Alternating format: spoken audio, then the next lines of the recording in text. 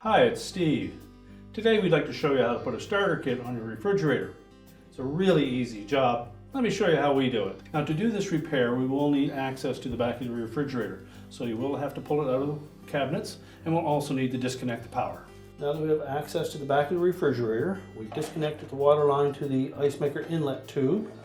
We're going to remove the back panel next.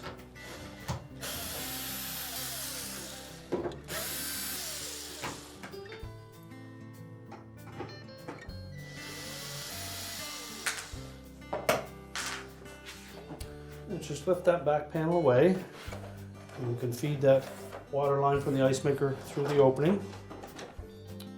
And just tuck it out of the way. And now we'll locate the wiring to the existing start device on that compressor. Now next we're going to remove that cover from the existing start device. Take a flat blade screwdriver. I'm just going to lift up on that spring clip. Flip that off.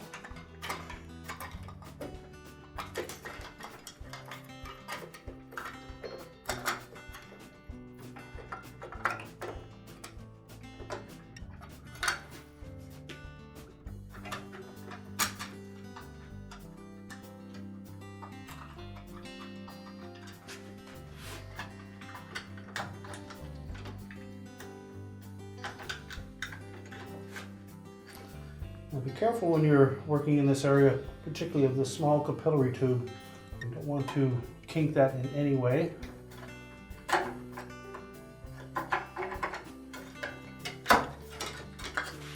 pull that out of the way. Retrieve the old clip. Next we'll remove the overloading relay to the side of the compressor.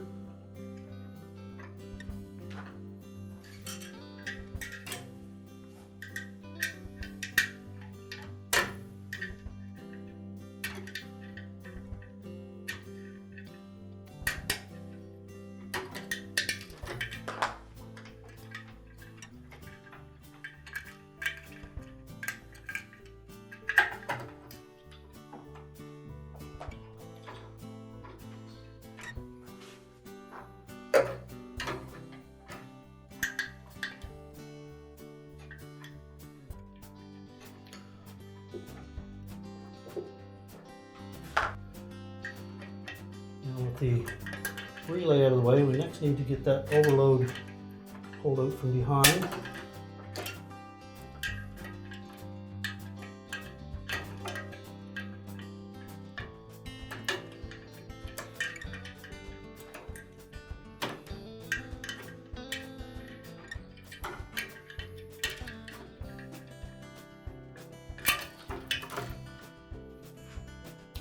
Now our next step will be to pull the wire harness out that those devices connected to, and then we're just going to cut these both off.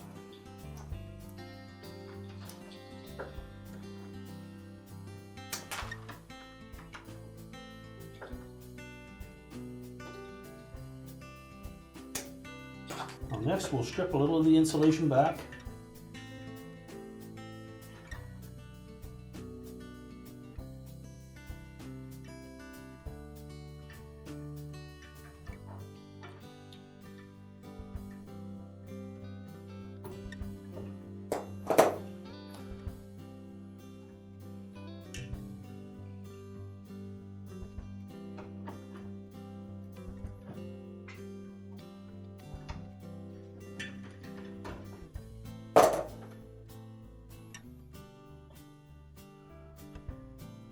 And take care that you don't cut any of the copper strands of that wire when you remove the insulation. And if you do, just snip it off and start again.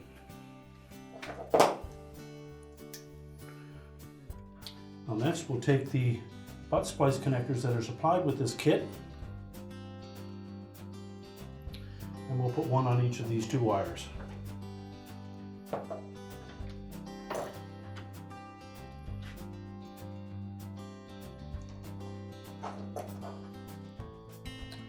Make sure it's fully inserted onto the wire. and then crimp it in place.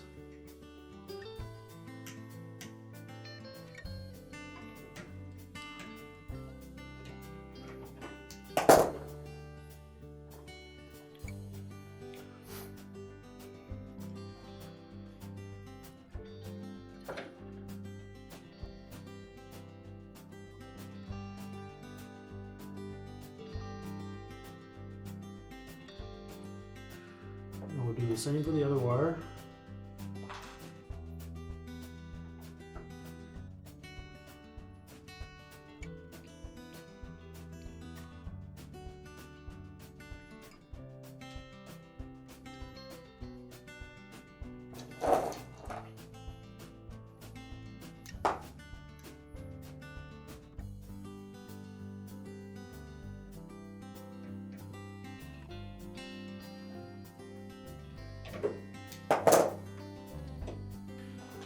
Now next we'll take the 2-wire harness adapter that came with the kit, and again we'll strip some of the insulation away from the end of the individual wires on it.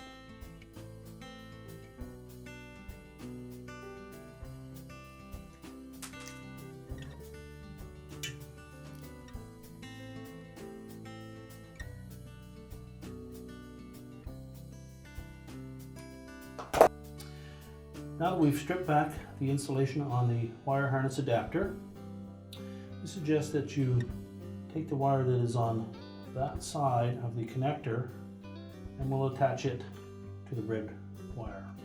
Now before we do that, we're going to slide a piece of heat shrink insulation that came with that kit over the wire first,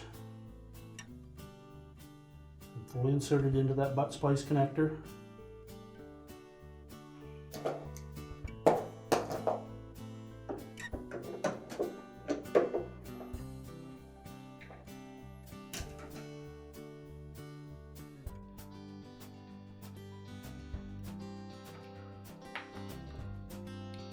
And then crimp it into place. Do the same for the opposite side. Slide our heat shrink over first. Fully insert it into the butt splice connector.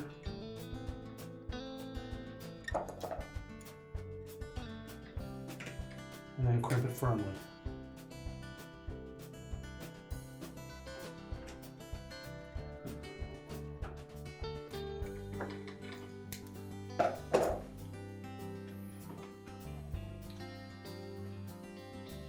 Well, next we'll take a heat gun or a blow dryer and we'll shrink that tubing across those butt splice connectors.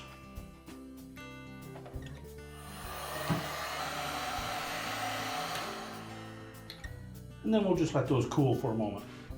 Now when installing the new start device, we're first going to put the start capacitor onto that. We'll line up the opening on the top of that mounting bracket on the capacitor with the locating stud on the start device, and also line up the 2 male terminals with the respective openings on that start device. Just press those together, and then we're going to put this side up so the capacitor will be down, and these 3 prongs will line up with 3 male pins on the side of the compressor.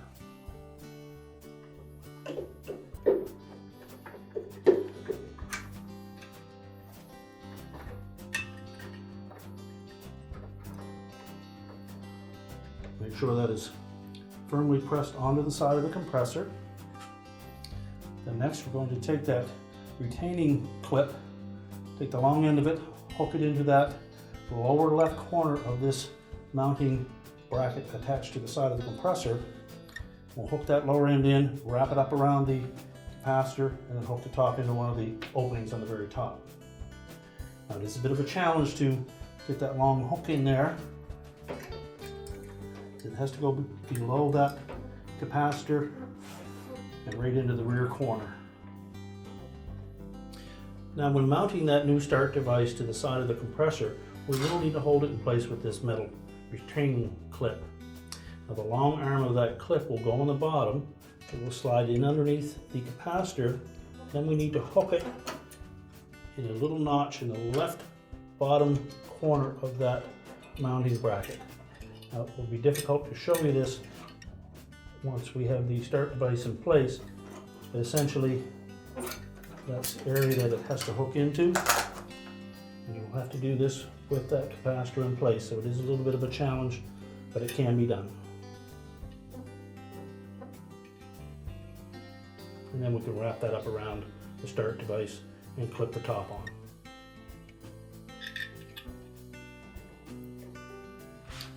And make sure we tuck it underneath that tubing. And you may need pliers to pull that the rest of the way and fit it into one of the slotted openings on the top. Now that we have it firmly attached, we can then reconnect our wire harness adapter. And the locking tab should be facing you. Press it firmly onto the start device. If you've moved any tubing, just be careful to manipulate that back into position so it's not bumping up against anything. Now we're ready to put the back panel on. Now, when putting the rear panel back on, if you've removed the water line to the ice maker, we'll need to feed that through that opening first. Then we'll tuck the lower edge of that back panel in across the bottom of the cabinet.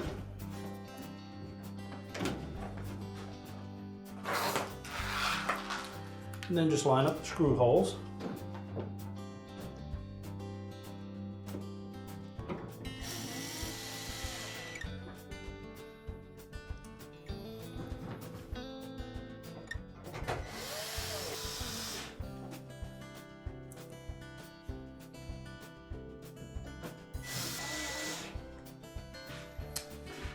And then we'll reconnect that water line to the ice maker. Make sure we tighten that securely.